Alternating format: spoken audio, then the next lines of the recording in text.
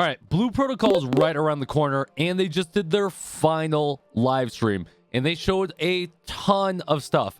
Well, mainly they went over a lot of the cosmetic shop portion of what they're going to do, which was a good thing because it was mainly all cosmetics. So for everyone that's thinking this game's going to be pay to win, it's really not. But there might be a scenario in there where one or two things might be, but it's mostly cosmetics. So let's go ahead and cover it. If you guys can, hit that like and subscribe. We're going to be playing Blue Protocol on this channel.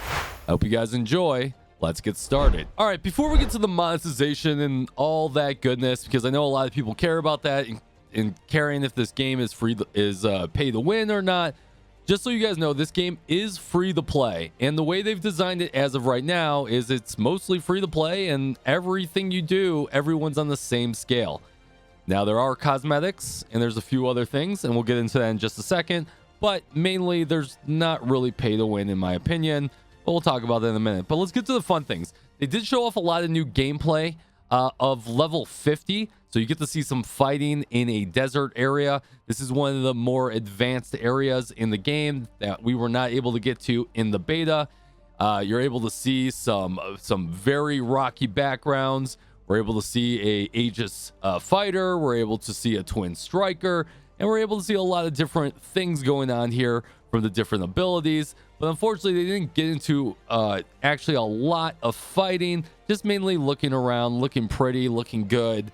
They did show off some of the beta and alpha imaginaries from the season pass, which do look amazing, and that's my one little concern with it. But I do like the look of the game. It looks a lot more beautiful than I think it did in the beta, and I'm very excited to get back into it. Now, they did already announce a brand new class coming out. It is called the Blitz Lancer or Blitz Spear, or I might be getting that wrong, but rough translation, it comes out to Blitz Lance, you know, Spear Dude.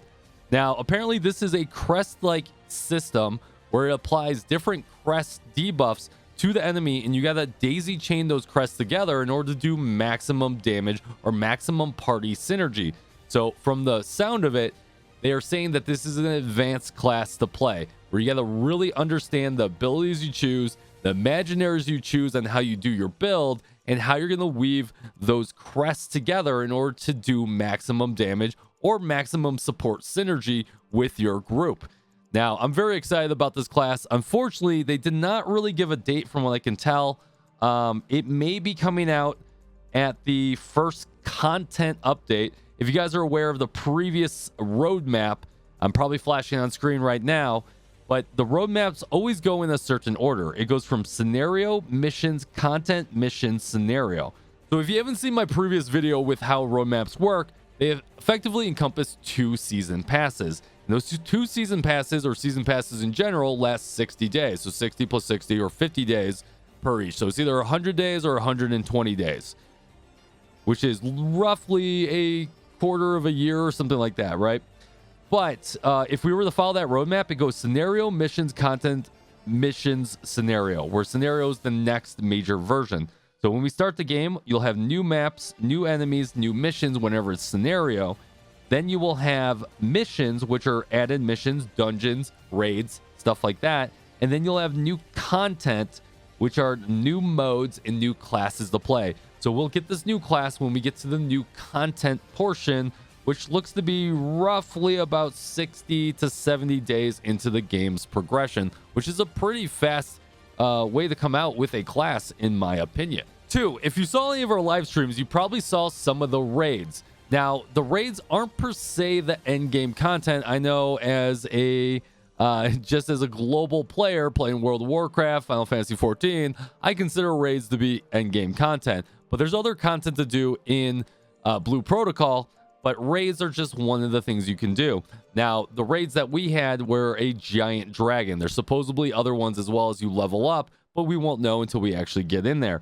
But the one thing they did say in the live stream is that there will be a normal mode and a hard mode. The normal mode will be open all the time. You can go in there, you can get XP, you can get materials, and then there's going to be a hard mode that is only open at certain times.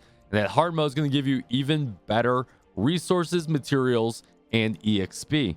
Then there's going to be time attacks. So if you want to bring in your guild or a whole party and synergize it and try and get on the leaderboard, those time attacks will allow you to hit a leaderboard and get certain rewards based on how good you are.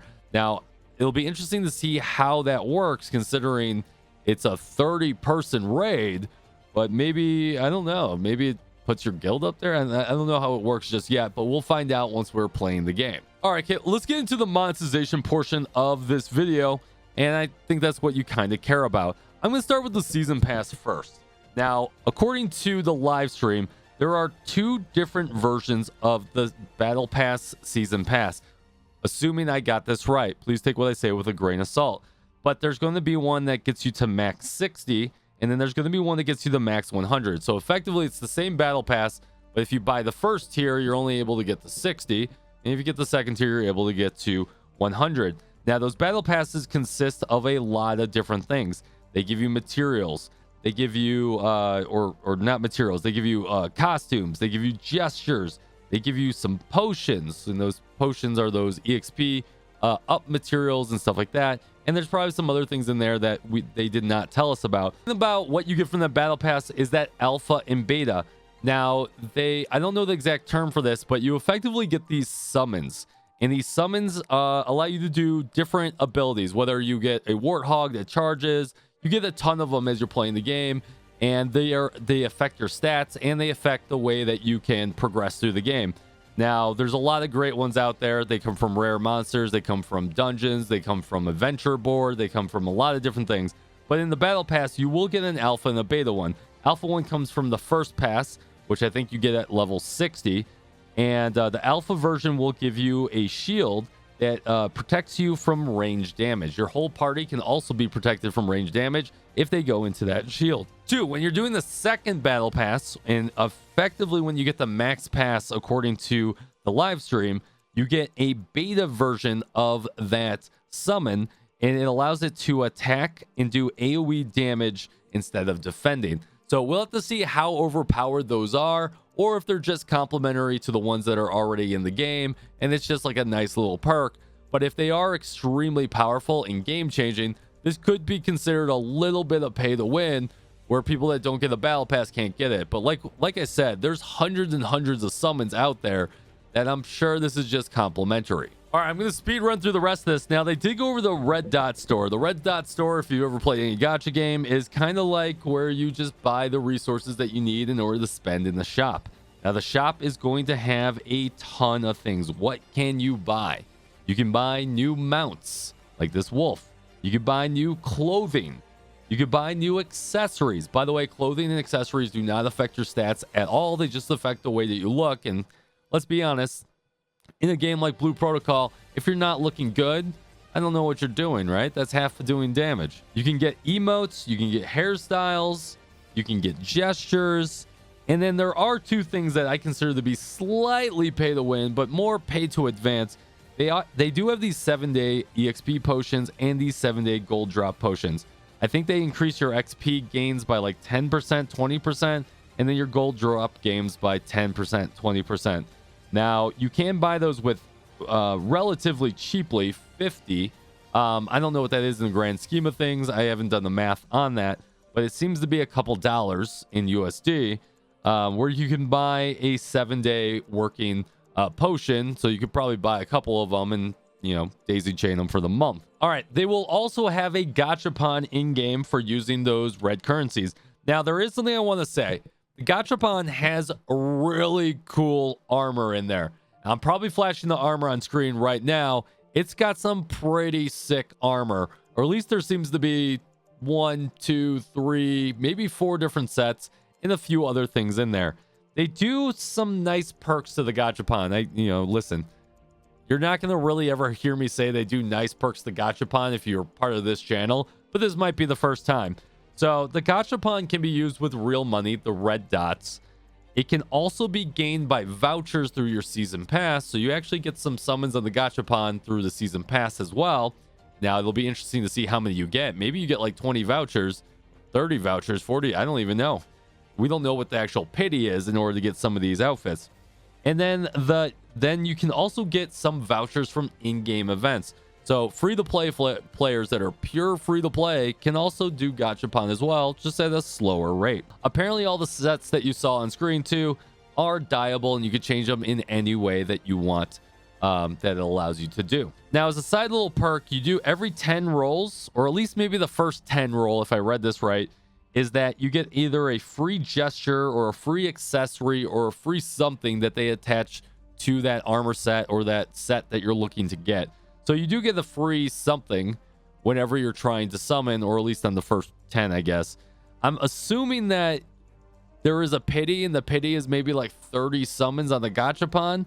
But, you know, time will tell, and we'll know a little bit more details once we get into the game. And then finally, they just talked about how excited they are that the game is going live on 9/14, which is in a couple days of making this video. They do have a Start Dash campaign where they have a login bonus. If you log in for 10 days, you get all these different bonuses for more money and stuff like that. They also have a secondary Start Dash campaign that looks like, I can't tell, it's a little rough, but where you can effectively get more EXP in the first couple days. And they do have events planned already, just I don't think at the start of the game, but maybe, who knows? Like we'll know that once we get in there. So hopefully this helped you out. Hopefully you enjoyed the video. Well, I'm still super excited about Blue Protocol. I plan on playing the Japanese release, so make sure you come stop by our twitch.tv channel, or you can check out the live streams on our YouTube channel as well, and all the videos that I do here, because you're already here. Once again, like and subscribe so you can follow all the games that we play on this channel. I do appreciate you.